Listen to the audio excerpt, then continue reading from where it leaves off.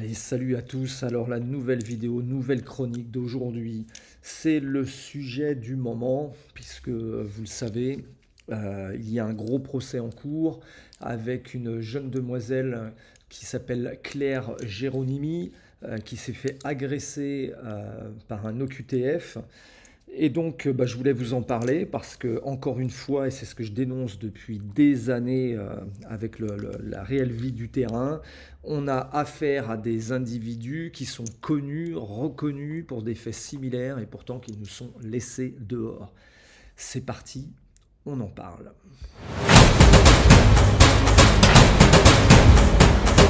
Alors, on y est.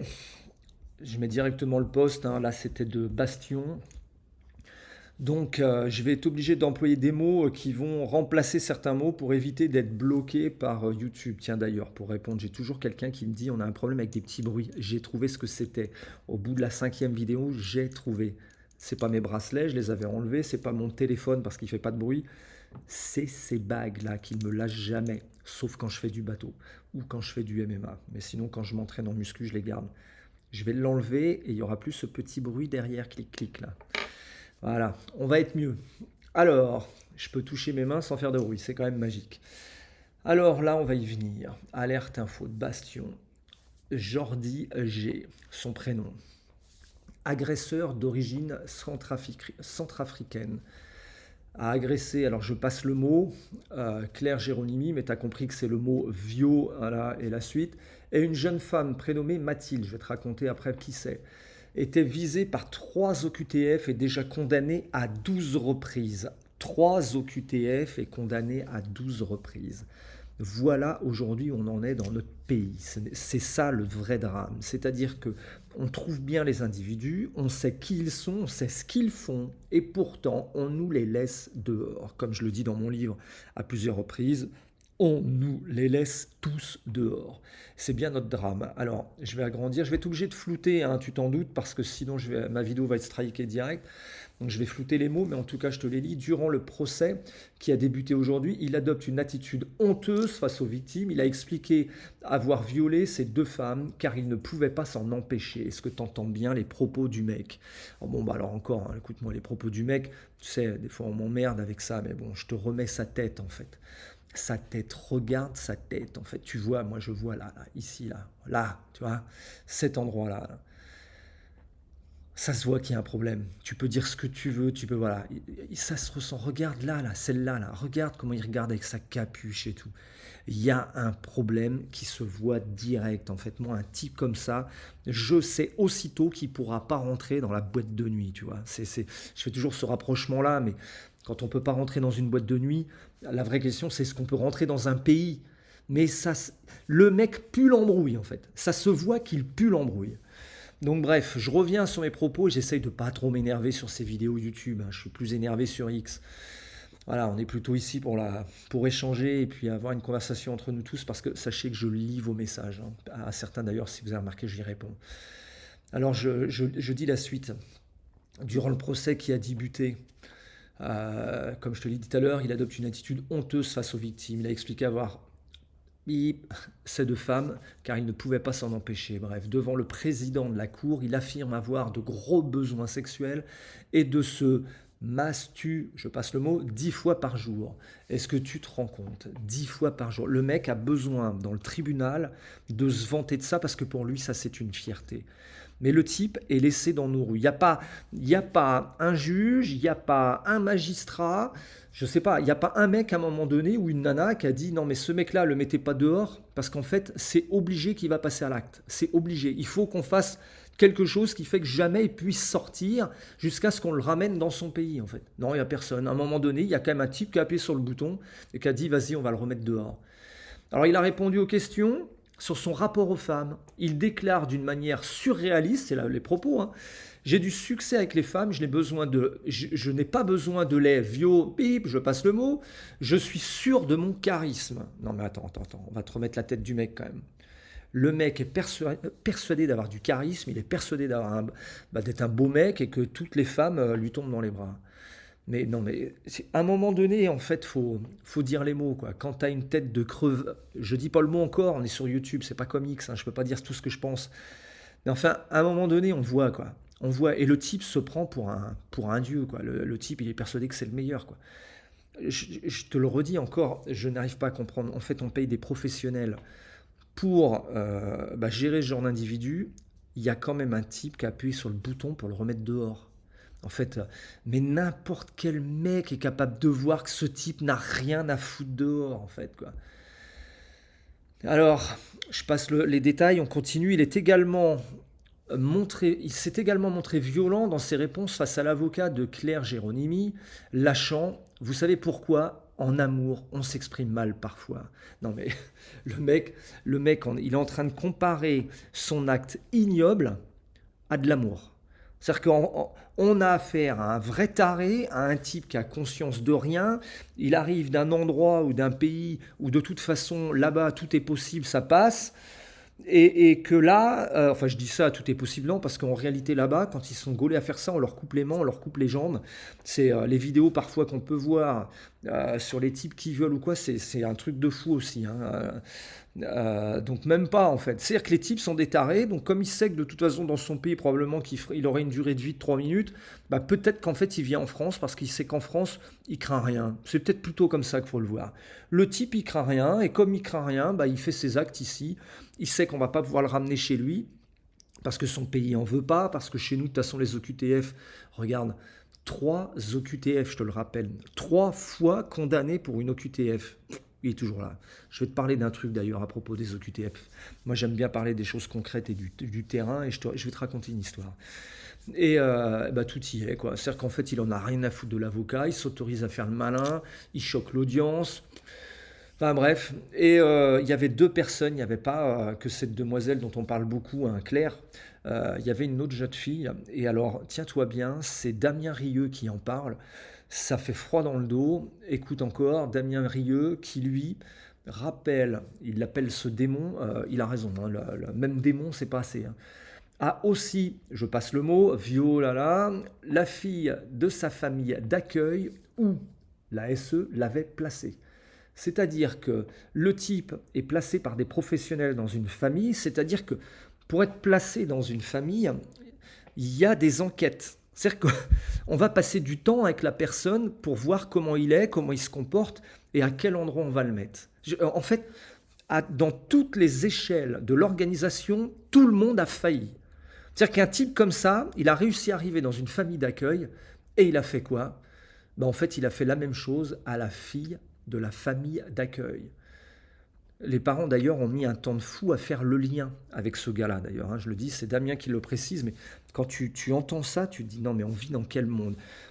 Nos professionnels, là, les experts, les psychiatres, les assistantes sociales, en fait, toutes les échelles ont foiré quand on parle de cet Africain-là. Toutes les échelles ont foiré. Et vous savez quoi? Personne aura de compte à rendre. Et c'est bien ça le problème de notre pays, c'est-à-dire que tous ces types-là, toutes ces personnes, tous ces professionnels, on peut dire le mot, sont payés par un système d'État, c'est-à-dire que nos impôts, donc ils sont payés pour nous protéger, tous, hein, même une assistante sociale, elle est payée par nos impôts pour organiser les choses, pour avoir déjà une base de protection. Quand on va pas bien, on va avoir une assistante sociale, quand on a besoin d'elle. En fait, tout ça pour vous dire que ces gens-là sont pourtant formés, suivent des cursus scolaires, et à la finalité, quand il y a un type comme ça qui se présente, je te remets bien sa gueule parce qu'il faut voir sa gueule, qui se présente à ton bureau, tu arrives à le placer dans un endroit en fait. C'est ça que je veux te dire. C'est-à-dire que à un moment donné, je pense que toi-même qui regardes ma vidéo là, tu vas me mettre ton petit commentaire, tu vas me dire ce que tu en penses. Mais toi là, tu le voudrais dans ta maison? Tu le voudrais si tu as un enfant et si tu as une fille? Tu l'accepterais? Tu le ferais dormir dans ta maison? Mais il n'y a personne qui te dirait oui. Personne de sensé te dirait ouais, celui-là, je le veux bien dans ma maison en fait. Il va dormir à côté de ma fille qui a 15 ans, en haut là de sa chambre. Là. Il va trop bien s'entendre avec elle. Ben non, en fait. Tout part de là. Tout part de nos professionnels qui bossent avec nos impôts. Et en fait, à toutes les échelles, tout est foiré. Et c'est ces gens-là qui t'expliquent comment il faut faire. C'est peut-être bien ça notre drame de notre pays. Alors quand je te dis qu'il faut tout repartir à zéro, il faut tout refaire partir à zéro, le reset total. On éteint tout, on appuie sur le bouton et on recommence. Mais ça part de tous ces systèmes-là, tout le système social, tous ceux qui sont censés aider les autres, les psys, les AS, les juges, les enquêteurs, enfin tout est à refaire. Alors ça choque toujours quand je dis ça, les gens ne comprennent pas, parfois les gens de gauche me disent mais non ça marche bien, mais ça marche pas bien du tout, il n'y a plus rien qui va. Ce type est un multi-condamné pour violence, il a 3 OQTF, il est dehors, il continue son acte. Bref, je te parlais d'OQTF tout à l'heure, pour terminer très vite ma petite vidéo, je lirai tes commentaires, mais j'ai aussi une histoire de dingue. Il y a une fois, j'ai pas mis toute la vérité dans mes vidéos sur X, parce que je ne pouvais pas le faire à ce moment-là. Il est fort probable que je la ressorte d'ailleurs cette vidéo, c'est qu'un jour, on nous demande, il y a des types qui arrivent, donc des agents de sécu, ceux qui ont vu cette vidéo-là vont s'en rappeler sur mes autres réseaux. Il y a des agents de sécurité qui viennent nous voir à l'entrée de la boîte pour nous dire il faut retrouver un mec, il y a un mec qui pète toutes les bagnoles des parkings de la ville de Rennes. Et ça fait 15 jours que ça dure, toutes les bagnoles sont défoncées, puis évidemment il les vole, ou il dort dedans, il va dormir, il vole ce qu'il y a dedans, il se barre, bref. Alors je demande à l'entrée de la boîte de voir la tête du gars, est-ce qu'ils ont une vidéo? Et puis le gars me dit oui, il n'y a pas de souci, on va te montrer la vidéo, comme ça si vous le repérez, vous pourrez le voir. Pour rappel, l'endroit où il y avait la boîte, c'est un endroit stratégique du centre de Rennes. Tout le monde passe par ce centre-là la nuit. Donc, quasiment à chaque fois, j'étais sûr qu'on allait attraper les mecs qui étaient recherchés. Et d'ailleurs, c'est ce qui se passait, tu le voyais en vidéo. Alors, on nous montre sa tête en vidéo, on voit à quoi il ressemble. Je lui dis au gars, t'inquiète, il va être trouvé dans la nuit. Pour te faire le rappel, dans cette vidéo, je montre, il y a la BAC, ce jour-là, qui accompagnait l'agent de sécu et qui nous demande de l'aide pour retrouver ce type. Alors, pour faire simple, le type avait exactement la même gueule que ce mec-là. Exactement la même gueule. Je lui dis, on va le retrouver. Quand ils sont passés me voir, il devait être 2h du matin, vers 5h30. J'ai un de mes portiers qui me dit, le Jarl, regarde là-bas. Là, je retourne, je regarde, et je lui dis, putain, t'as raison, c'est le mec.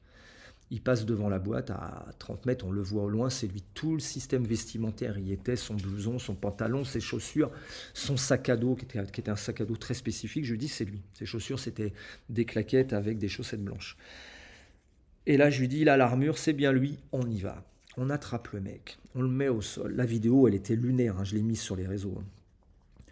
On enlève ce qu'il a dans ses poches. Dans ses poches, il y a une OQTF. Je lui dis, mais t'es OQTF, t'as même pas le droit d'être en France, qu'est-ce que tu fous là? Le mec, il me répond avec son accent, en gros, qu'il en a rien à foutre. On continue, les gars continuent la palpation pour être sûr qu'il n'ait pas d'armes, parce que ces mecs ont tous des couteaux. On continue, et dans la palpation, il retire un papier. Nouveau papier, il s'était fait interpeller dans la soirée pour je sais plus quoi, mais c'était il était dans un train, il n'avait pas le droit d'y être, donc il a été chopé et puis bref, il a pris une amende parce qu'il n'avait pas de truc, mais on le laisse en liberté, pourtant la police est intervenue. On continue, les gars me ressortent un autre papier, et là c'était une sortie d'un juge, donc il lui donnait l'autorisation de sortir, mais interdiction d'être à Rennes. Il était à Rennes puisque nous on venait de le choper à Rennes. C'est-à-dire qu'en gros, une OQTF, il venait de se faire gauler dans la journée dans un train, et les policiers sont intervenus, lui ont mis une amende parce qu'il n'avait pas son ticket.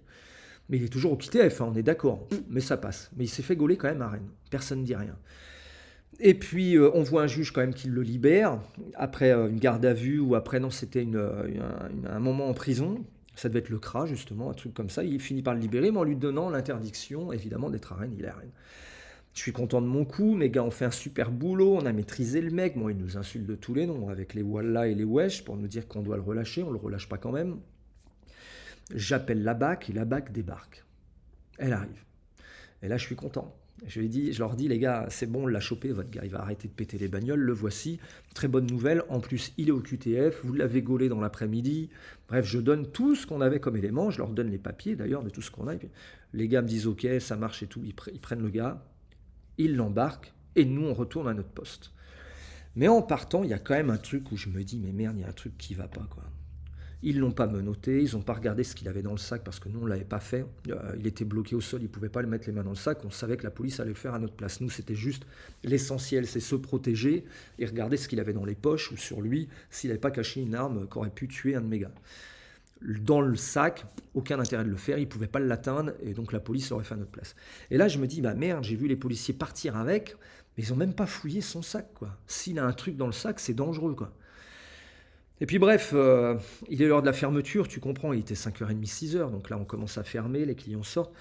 Mais au fond de moi, je me dis, il se passe quelque chose. Et je sais pas, je le sentais pas. Et puis ma femme me dit, pendant que je déjeune, on était rentré, hein, 7h30 du matin, elle me dit, bah, regarde sur les caméras, tu vas voir ce qu'ils ont fait avec, ils ont peut-être fouillé le sac. Je dis, ouais, t'as raison. Et là, je me mets sur les caméras arrière de la boîte, et là, le choc. Je montre à ma femme, je dis, regarde ce qu'ils ont fait. Regarde la dinguerie de ce pays, en fait.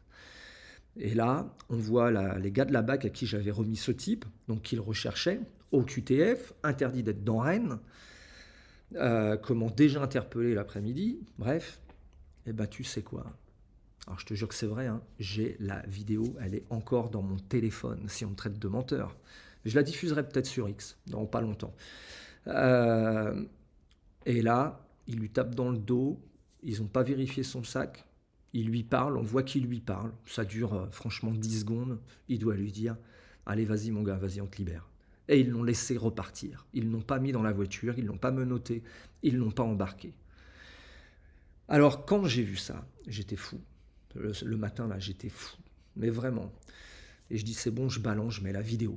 Ça va faire le tour de la France, les gens vont comprendre ce qui se passe dans ce pays et notre problème.